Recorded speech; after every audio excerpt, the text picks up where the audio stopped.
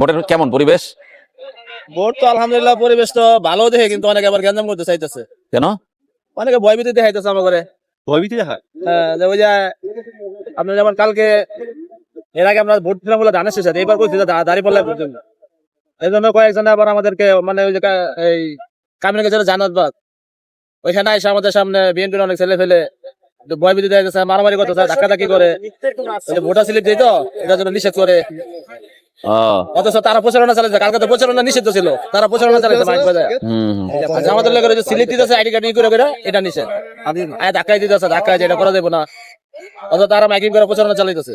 দেশে তো আমাকে গাড়ি ভাড়া দিগুন আর ছুটি পেয়েছি আজকে বলে গাড়ি গুলো বন্ধ শুনতেছি। তাই এটা আমি তো অতীতে বহুত বহুত জায়গায় ভোট দিছি, বহু ভোট দিছি, কিন্তু এইভাবে তো দেখি নাই। গাড়িগুলো তো বন্ধ করার কোনো অর্থ দেখি না। নির্বাচনের আগের দিন বন্ধ করে যায়, তো ওই দিন তো বন্ধ, 2 দিন আগে বন্ধ করে দেওয়া, বিকাশ বন্ধ করে দেওয়া, এটা মানুষের জন্য একটা দুর্ভোগ না? আমরা গরিব মানুষ দিনের দিন খাই, 500 টাকা বাড়িতে ভাড়া এটাও পারি না। হ্যাঁ, এটা তো ভালো পরিবেশ দেখতেছি না। না, এই যে রাস্তাঘাটের বাইরে একটা আতঙ্ক, মানুষ থাকবে আতঙ্কের ঊর্ধ্বে।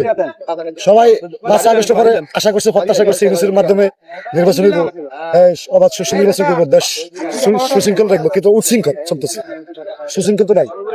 এই মারামারি, এই পাড়াপাড়ি, এই কাটাকাটি, এই জায়গায় ফিরাফিরি। কেন? সবাই তো ভাবছিল যে ভোট হবে, প্রত্যাশা করছে মানুষ, যে প্রত্যাশা করে মানুষ আসছে, আন্দোলন করলো, ওই প্রত্যাশা কিছুই পূরণ হবে না। তাই জি, কি যত ভয়ভীতি দেখেন, যত কিছু করে, ভোট আমরা দিতে যাবো ইনশাল্লাহ। হ্যাঁ, দেশের নাগরিক হিসেবে একটা ভোট দেওয়ার অধিকার। তারা চোখ লাগানিতে পিছাবো না ইনশাল্লাহ।